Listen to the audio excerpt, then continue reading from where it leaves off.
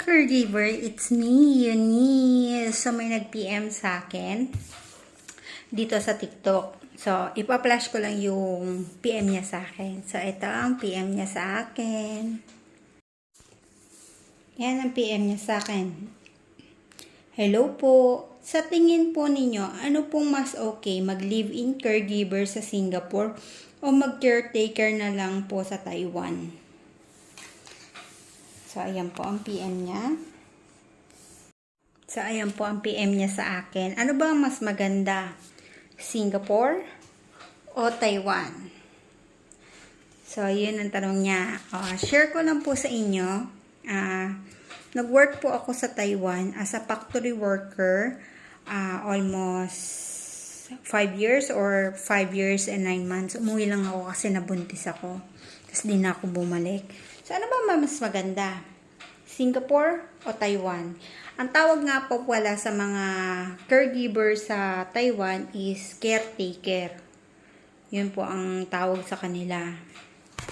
So, kung ako po tatanungin, based po sa aking opinion, may friend po ako sa Taiwan. Dati rin siyang factory worker. So, ngayon, caretaker siya o live-in caregiver siya doon sa Taiwan. So, para sa akin, mas maganda po ang Singapore. Bakit?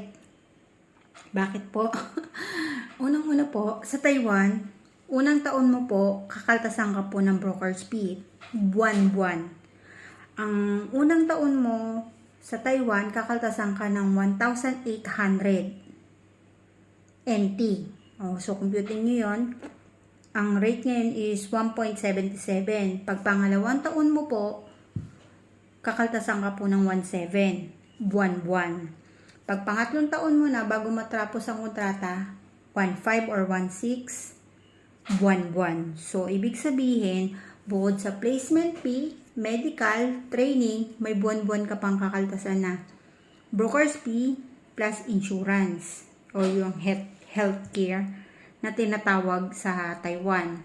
So, dito naman po sa Singapore, once na babayaran mo na yung placement fee mo or yung dito sa may Asiana is fly now, pay later, wala ka nang babayaran. Wala kang placement fee, wala ka ng broker's fee, wala kang babayaran ng medical. Kasi ang medical or yung insurance is sagot ng employer, hindi kagaya dito sa Taiwan.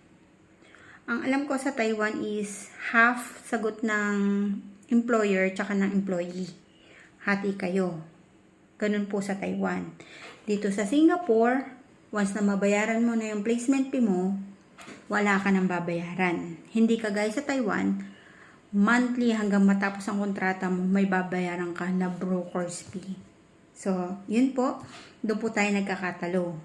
In terms in sahod, same lang.